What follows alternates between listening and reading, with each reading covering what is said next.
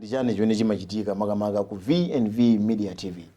Chabwino, ku V&V Media TV kumakhala ma programu osiyanasiyana. Tikafotokoza ma programu amene amakamba zinthu zimene anthu timakumana nazo, amapanga tako ma social issues, kaya tikamba nkhani za maphunziro, kaya tikamba nkhani za umoyo wabwino, ndi ma issues osiyanasiyana amene amachitika moyo wathu tsiku ndi tsiku amapezeka kumeneko. Komanso kumakhala mauthenga monga mmene mafotokoza nana kuti ndi mbali imodzi yofalisira uthenga wa Mulungu. Kumakhala maulaliki, komanso nyimbo. Tikakamba za nyimbo ndiye ndi mbali imodzi so imene munthu amene akufuna kumvesera nyimbo za Adventist ko saka kwayo koyambira kumakhala pa V&V Media. Ndi ma services ena amene ku V&V amakhala kuti nkhani yongoyimba anthu aonere nyimbo kenako basi zati. Ndi china chani chimene chimakhala ku V&V Media TV? Ndifunso labwino kwambiri ifana kuti munthu amene amalowa pa channel cha YouTube akhoza kungoona nyimbo zokha kumana ngati kuti mwina kumachitika nyimbo zokha kusathira pompo, kapena kuona ma program kuti mwina kumachitika ma program okhaokha. Komano pokhala V&V Media Solutions Limited, Maud Limited amaonesa nayo ndi company ndithu. Ndesi kuti mawu ndi yayikulu, si kuti mawu angokhala kunena kuti angokongolesa chabe, koma ndi company ndithu imene kumachitika zinthu zosiyanasiyana. Tikhoza kufotokoza nkhani yokhuza kuyika ma CCTV camera.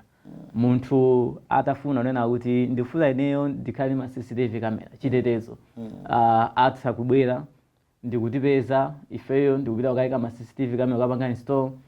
Tikamba nkhani yodinda ma t-shirt, screen printing zimachitika so kuno. Monga amene anthu akuonera t-shirt imene davala lembedwa V&V Media imene inachitidwa konkono ndithu mudakhala chisomo kuno.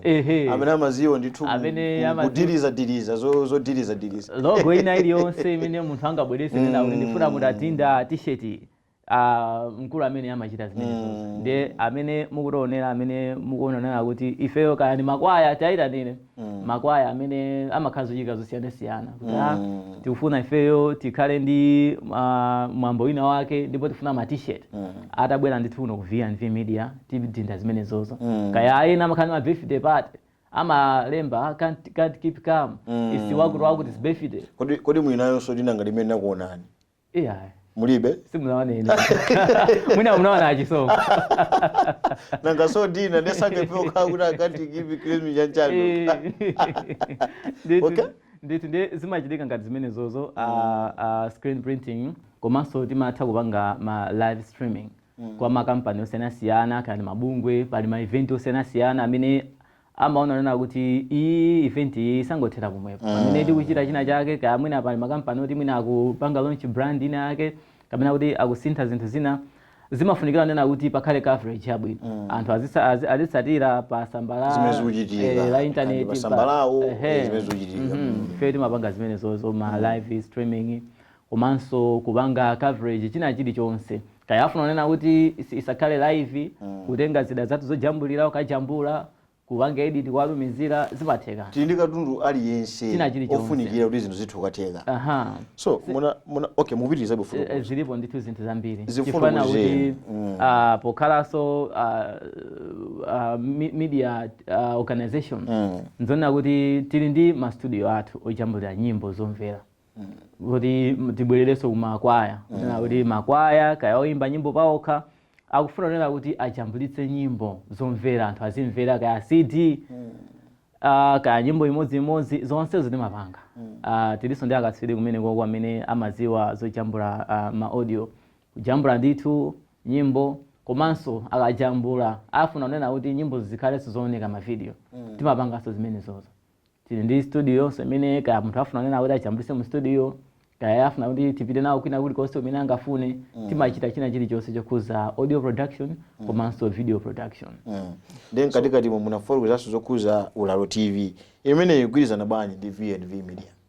Ulalo TV ndi mbali imodzi ya V&V Media Solutions Limited. Monga mmene mafotokoza nana kuti V&V Media Solutions Limited cholinga chake ndi kufalisa uthenga wakubweranso kwa chili kwa Yesu Kristo mujira ina, ndi cholinga chake ndi kuchita ma programu kapena nyimbo chili kupereka content ya uzimu. Komanso kumbali inanso ndi kupereka content ina kuti many makambirana kuti ma social issues komano it's limited kumbali na kuti kwambiri cholinga chake ndikupanga za uzimu.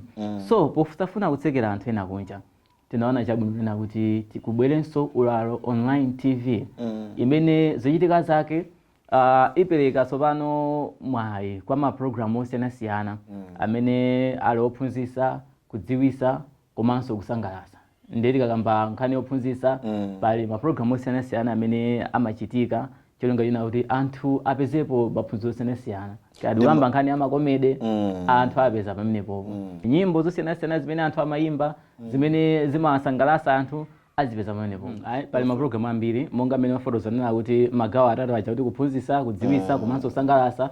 Polapo Buffy ili mbali ya kusangalatsa. Palinso maprogramu ena odziwitsa, tili ndi news. Patsamba lathu la Facebook timakhala tikupanga ma interview news komanso kuwapepasira anthu news. Posada pano tikhalanso tikuyamba news za pa TV. Kuchokera pa page yathu makamaka pa channel chathu cha YouTube. Mbali imene yopanga inform anthu wadziwitsa. Komanso timakhala tikupanga ma special program osiyanasiyana amene cholinga chake ndikupanga inform anthu wadziwitsa.